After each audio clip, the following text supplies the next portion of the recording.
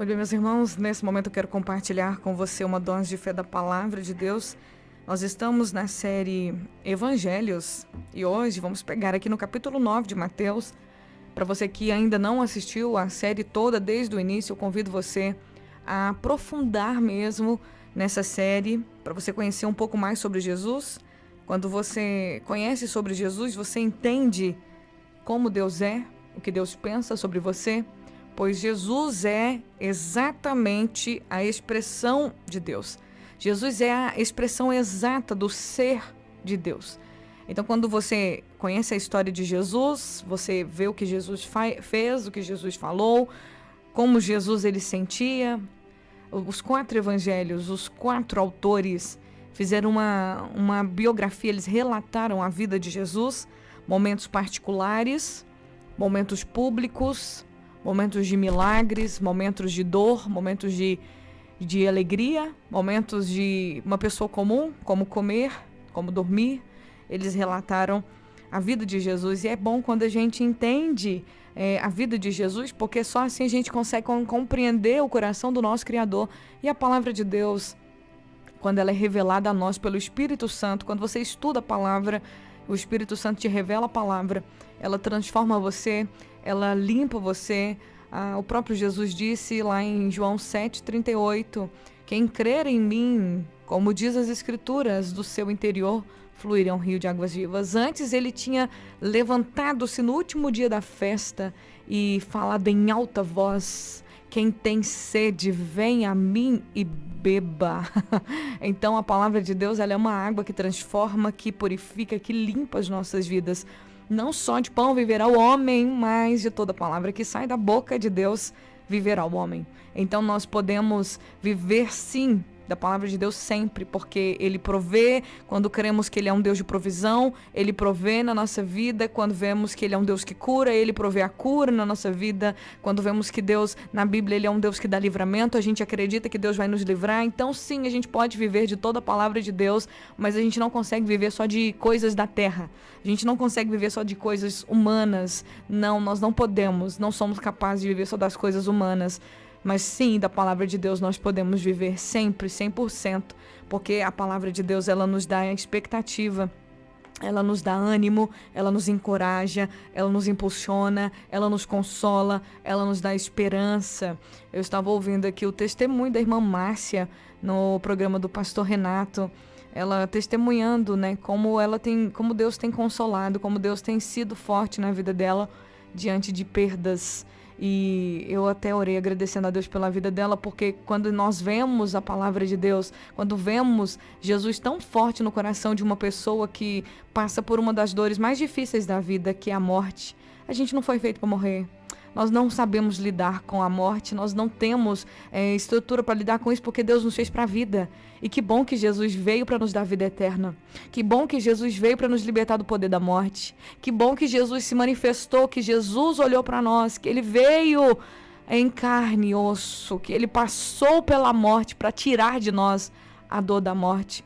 Vamos sentir a falta, sim, das pessoas queridas que passaram pela nossa vida aqui na terra, mas a gente tem a esperança da ressurreição, a gente tem a esperança da vida eterna, de estar junto num lugar onde nunca mais haverá separações, onde nunca mais haverá morte, e que Deus maravilhoso, que Jesus maravilhoso. Então a gente precisa se apegar a essa esperança, a gente precisa se apegar ao Senhor com todo o nosso coração, que a gente se apegue às palavras de Deus. Como que eu me apego a Deus?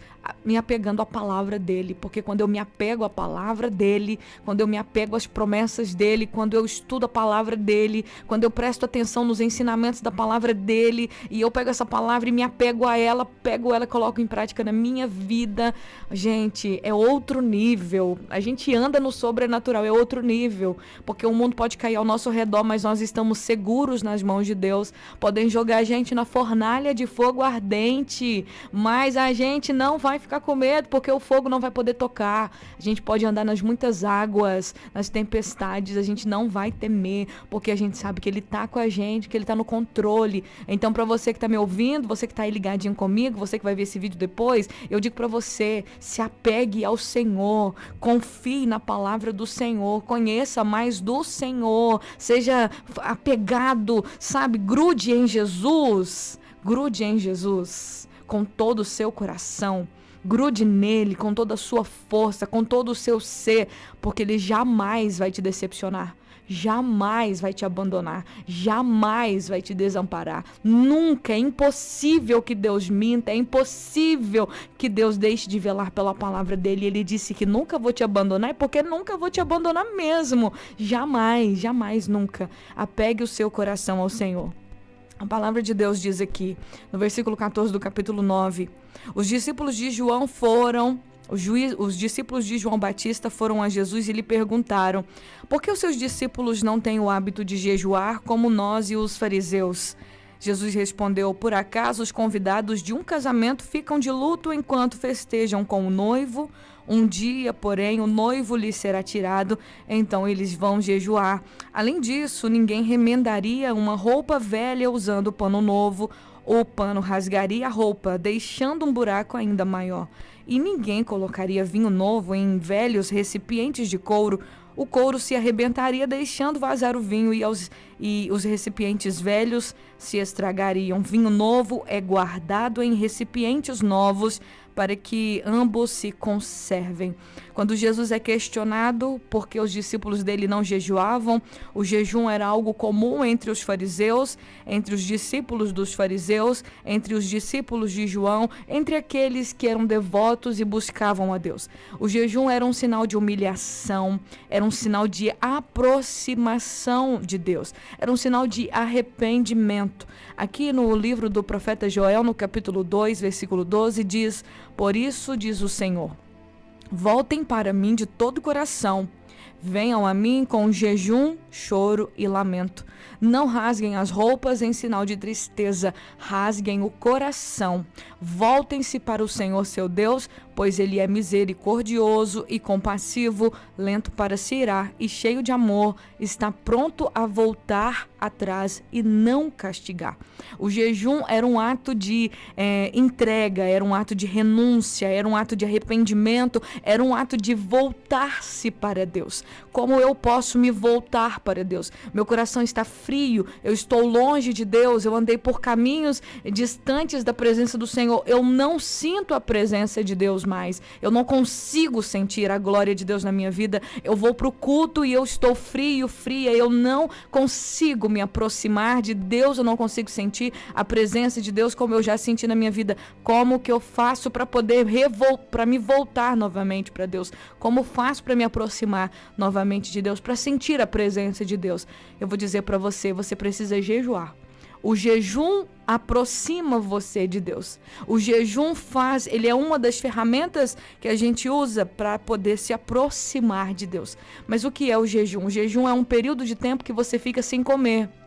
E você fica sem se alimentar. Ele pode ser na parte da manhã, ele pode ser na parte da tarde. O ideal é você acordar já em jejum e você ficar ali um período de 3.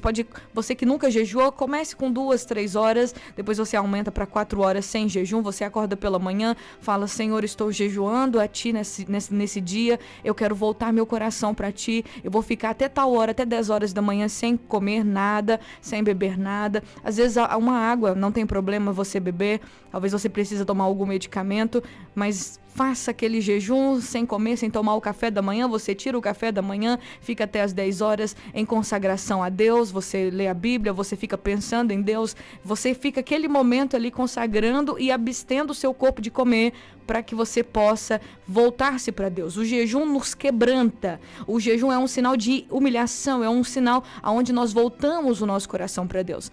E no Antigo Testamento, quando as pessoas queriam a graça de Deus, queriam voltar-se para Deus, queriam chamar a atenção de Deus, elas jejuavam. Nós vemos quando o profeta Jonas profetizou contra a cidade de Nínive, dizendo que a cidade de Nínive seria destruída por causa da maldade, e ele saiu pregoando na cidade de Nínive que aquela cidade tinha desagradado a Deus. O rei da cidade, ao ouvir as palavras do profeta Jonas, ele convocou toda a cidade, todos os ninivitas, e disse: a partir de hoje, todos estão em jejum. Não é para ninguém comer, não é para ninguém beber, nem criança, nem animais, ninguém. Todo mundo é para ficar de jejum. Toda a cidade de Nínive entrou num jejum ali profundo, ninguém podia comer, se eu não me engano foi por 3 dias, e eles ficaram ali, vestiram ainda de pano de saco e se colocaram no chão, no pó, humilhando-se diante de Deus para que Deus tivesse misericórdia. E Deus teve misericórdia. Deus se arrependeu do que tinha dito para Nínive, mas Deus só ia castigar Nínive porque Nínive era uma cidade má, eles eram cruéis, assassinos, mas Deus se arrependeu porque eles se humilharam, eles se voltaram para Deus. Então o jejum nos aproxima de Deus. Também vemos quando a Esther, ela era rainha ali no país da Pérsia. Diz a palavra de Deus que um decreto para matar os judeus tinha sido estabelecido e ela é convocada para fazer alguma coisa. Quando ela pensa, eu tenho que fazer alguma coisa, mas o que eu faço? Eu estou de pés e mãos atadas. Ela convoca todos os judeus ali na província de Suzã, convoca suas servas e eles fazem um jejum de 3 dias total, um jejum sem comer nada por 3 dias, para se voltar para Deus, para que Deus abrisse as portas e desse o livramento, e assim aconteceu. O jejum, ele é uma volta para Deus. Quando os discípulos de João Batista questionam Jesus por que os discípulos de Jesus não jejuavam, Jesus declarou: eles não precisam desse jejum porque eles estão perto do noivo. O noivo era Jesus. Jesus é chamado de Deus conosco. Então, por que eles iriam jejuar se eles já estavam grudadinhos com Jesus? Eles estavam perto do noivo, eles estavam juntos do noivo. Jesus disse: haverá um dia que eles vão precisar jejuar, porque eu já não estarei mais com eles, o noivo será tirado, então eles vão jejuar. Mas eles já estavam pertinhos de Jesus, eles estavam com Deus presente com eles o tempo todo, Deus acessível, eles estavam ouvindo as palavras de Deus na boca de Jesus, então eles não precisavam jejuar, porque o jejum nos aproxima de Deus. E aí Jesus diz, ele faz uma analogia interessante aqui com relação a uma roupa nova ser remendada. Ele diz: ninguém pode remendar uma roupa velha usando um pano novo, ninguém pode pegar um pano novo e pôr numa roupa velha, porque a roupa vai rasgar, ela não vai suportar aquilo. E depois ele faz uma outra analogia que é o mesmo sentido, dizendo que ninguém pode colocar um vinho novo num odre já usado. Os odres, os odres eram recipientes de couro, eram bolsas de couro usada para fermentar o vinho. O vinho, ele tem uma fermentação natural muito forte, muito poderosa. Então, quando eles faziam o suco, espremiam o suco da uva, das uvas ali, eles colocavam aquele suco dentro de uma vasilha para curtir. E aquela fermentação natural do vinho era muito violenta, ela era muito forte, muito ácida. E uma vasilha que já tinha vinho, que já tinha curtido uma quantidade de vinho, aquela vasilha não suportava curtir outro vinho, ela não suportava passar por outra fermentação. Ela estourava, ela ficava vinho, porque a fermentação corroía ali aquela vasilha de couro. Quando Jesus ele faz essas duas comparações da roupa velha receber um remendo novo, ou do vinho, do odre velho receber um vinho novo, o que ele estava dizendo? Vocês precisam mudar a forma de pensar de vocês. A religiosidade não consegue receber a novidade de Deus. Ele estava falando para os religiosos. Ele estava dizendo: olha, vocês acham que os meus discípulos têm que jejuar, mas vocês precisam mudar o pensamento de vocês.